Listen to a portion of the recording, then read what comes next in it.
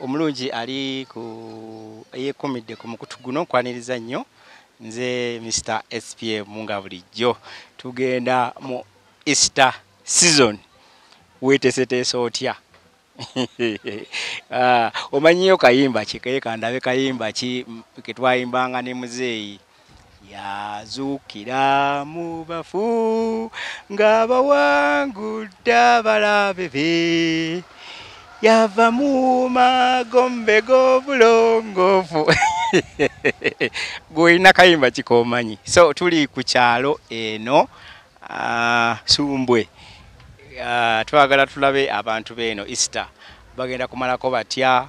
Twalaba wano Easter yali etandika abamu basalawo okusonyiwa abantu abamu baali ba pasita gwe Easter eno ogikozeemu ki kyeweenyumirizaamu mbo kale nno embeera nga ogiraba ku kyalo kwe tuli papadi naye gye yazimba ennyumba so tugenda kumunoonyako tulabe oba tuyinza okumusalako oba ali sayidi ki. Nze yandaŋŋambye jangu Essumbwe bw'otuuka Essumbwe onkubireko ku ssimu kamala okunoonya wano ku ssimu y'omukulu faagala tumanye ye yeetegesa atya yasiiba teyasiiba engeri gy'alimu olunnansi twagala tumanye yasiiba yakola ki. Okay katulabe oba anaakwata oba kwali ku kyalo yiye simu evuga. Omukulu ogamba otya? Wendi ndi muno Musumbwe nga wewaŋŋambye njagala kundagirira bulungi wawo oli Lukundo simumanyi wano wendi ndabawo omuti gwa jambula ndabawo n'omuti gw'amasannyalaze waliwo ne bbaana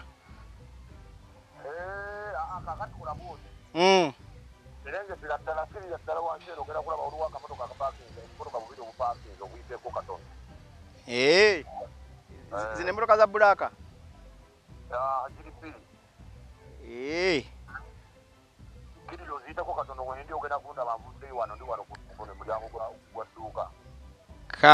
kale kanzikire mpola mpola nabo bannaakusanga kale abaliko temuvaako tugende mpola mpola Moze nga wetulaga abantu embeera nga weeri naye nga nkugamba nti programu eno ekutusibwako Nalongo Munyoli. Nalongo Munyoli ono omukugu yakuguka mu ndwadde zonna ebizibu olina olutwe visa bakumye visa bakasitoma tolina n'ebirala amajini. So Nalongo Munyoli osobola okumukontaktinga ku namba ze eziri awo wammanga ate ojja kuba omufuna. Omukulu aliwa oba ŋŋambye wano simulaba aziremu mukubireko tulabe.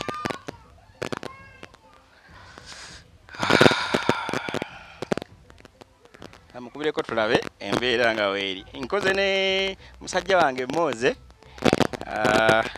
Papadi nkuwulidde totagala nkulabye nkuwulidde taata owaayi eno mubeerayo mutya?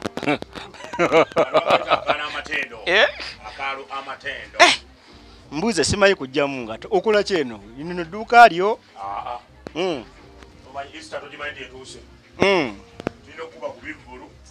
bankenderezeeko ku muziki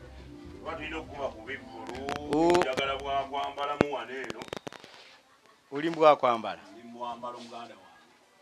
oshopingira abaana ngasirabako lugoye luyinza kutuukako olwo olubuto muganda wange mweziri njagala ekijaketi ekyakabi wano akajaketi tekasobola kutuuka Papadi Wali kukyalo kuliko omusajja omunene. Ono ye designer wa akwambaza. Olwolumu. Olwolumu. Mukulu yebale. Kale amanyi. Nze Lukundo. Oli Lukundo oli mukwano. Bakuyita mukwano, ino mukwano. Nguyina mungi sebu. Nguyina. Omukyala ali wakati tulina kubeera mu bakyala. Otunga n'okutunga. Yonambi kola sebu. Yebale emirimu. Mpola. Gigenda gitya. Ya mpola nga obimanyi. Kakunyumidde. Atojjaamu. Tojjaamu. Ntwale ena naye ng'oseera. Sebe ekikumba kikunyumidde tojjaamu. Tojjaamu ako. Okajjaamu ako ngenda kukasasula. Ogenda kansasula. Ate onooba obanja. Tojjaamu ate otosumululira ki?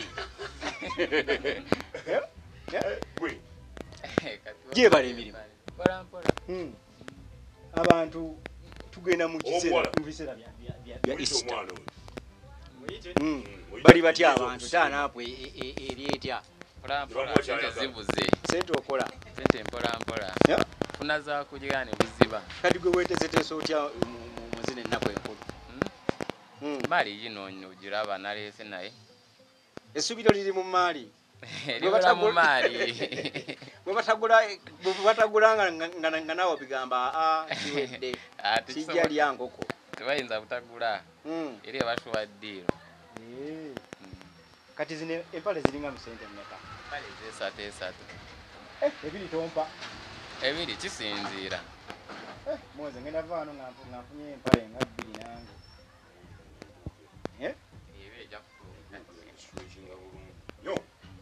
Papadi. Jangu leeta baba.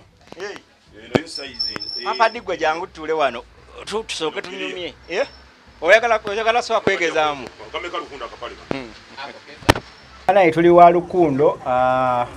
Bujjesu esumbwe nga oyagala nsawo, oyagala sokisi, oyagala bujjini obwakabi, oyagala kutungira kikumba. Wane wa Lukundo bwensanze Papadi original. Papadi. Yo. Kiki naye? Nani kiriya bro. Kyekiro. Ndi wano. Obulamu obutambuliza eno. Wabulo. Kanakalo matendo nagamba ngoyagala ekyali kirikeddembe. Jangu sumbwe. Wali eddembe pitirivu nnyo n'abayina gokyomanya n'abayivu banjo bwana obwakabito bulabi. Why? Nako nengede wano nengamba wayo. Kireke eno weetaaga okufunayo ekibanja. Nkugambe Kafalida kali awo keegiriisa. Tukakute mu kamera moze. Kafalida kali awo keegiriisa. Obwana buubwo we buli. Falida. Falida yoli ayambadde gundi. Black ne white. Black abide soko gy'otubuzeeko katini. Yango otubuzeeko katini wano. Mwana. Ekyalo kyange kirabye. Kirabye sumbwe. Nze kyeyamaani. Nze kyeyamaani w'abavubuka abaakolamu.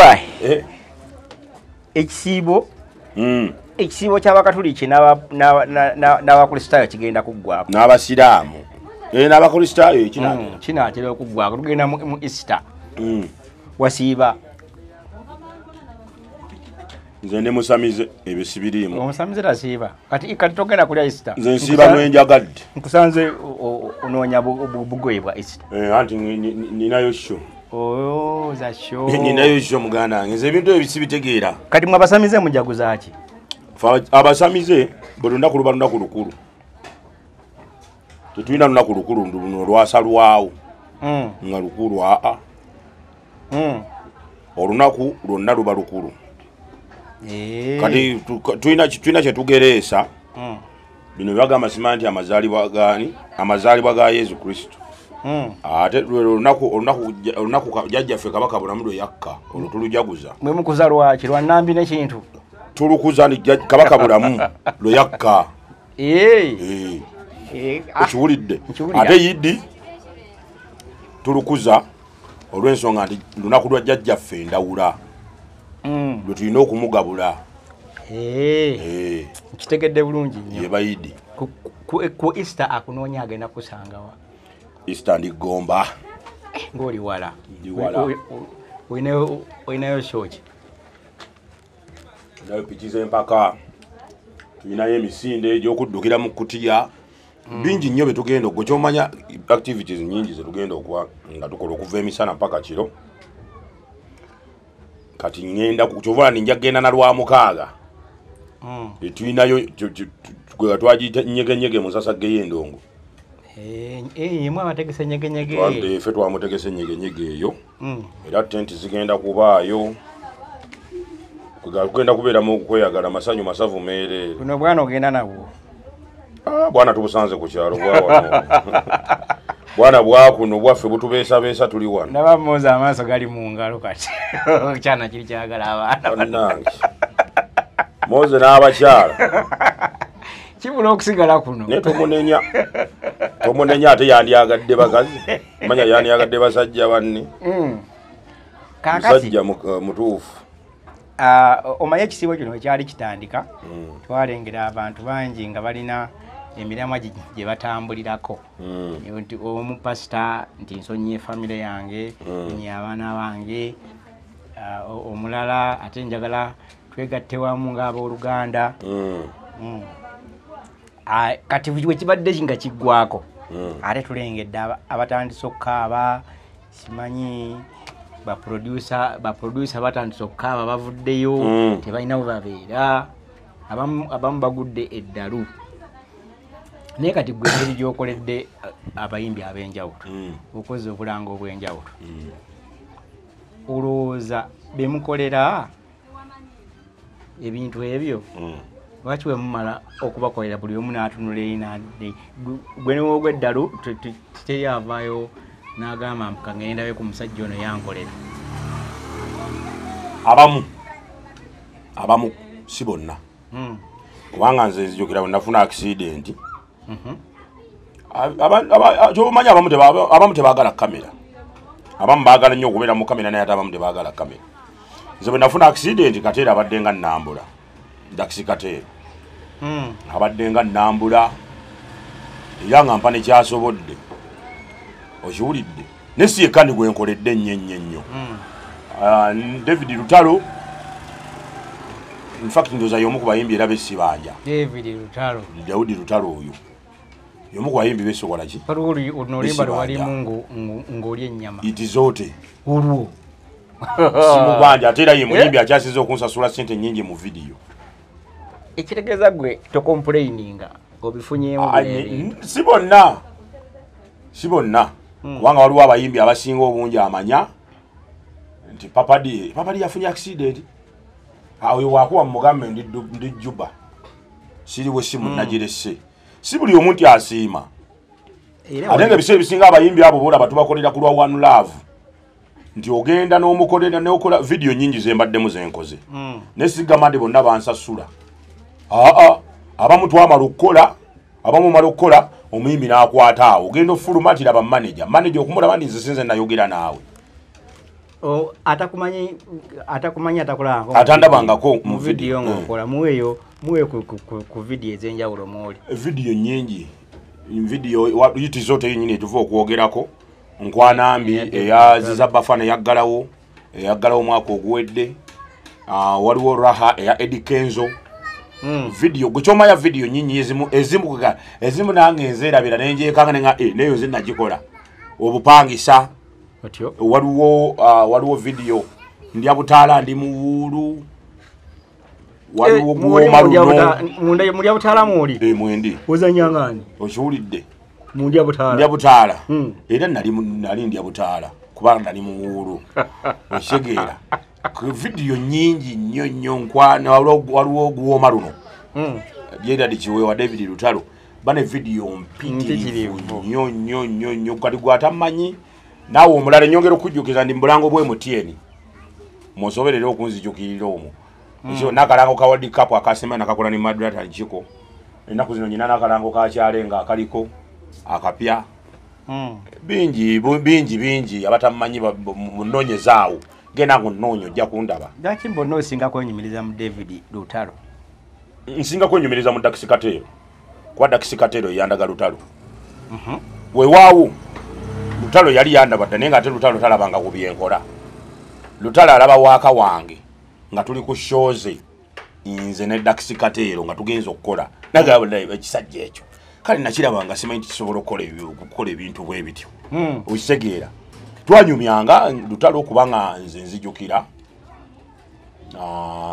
Lutalo yali mukwano gwaffe nnyo nze Naffa kati ye manager we yali mukwano gwaffe nnyo nga tulina kyali wafamita General Fadiga ne General Fadiga oyo mujjukirako kimu twatambuzanga endongo ya David Lutalo nga General Fadiga bamuwa sente zituleeteranga tazituusa abayitamu akananga nga tazituusa Fadiga oyo kuba yajjanga nnyo ku dansa awo ne Meso oyo amwogerako Fadiga oyo teyatuusanga majja naye nga ate Fadiga sikwinako buzibu likyali wange ate muyimbi mulungi naye bambi Fadiga naye nga Lutalo ffe tuvudde eri wansi era nekino kankyogere Naffa adizavinga kyafuna kati kimugwana kimugwana okuba manager wa Lutalo kubanga Naffa amanyi Lutalo naye waliwo manager ajja okumanaginga omuyimbi nga tamanyi muyimbi ani akola script ya itizote script yagikola ba NGB bagikola omusajja yagula enkoko ensiniya nezijjula nga zonna agula zaki tekwali ku yagula esigiri bbiri ezijjula simanyi enkoko zibaako soko tubulira embeera yali etyawo aguze enkoko ajja saawa mmeka mutandika mutya kati gwe nga bagamba yes ng'otandika kuluma bifi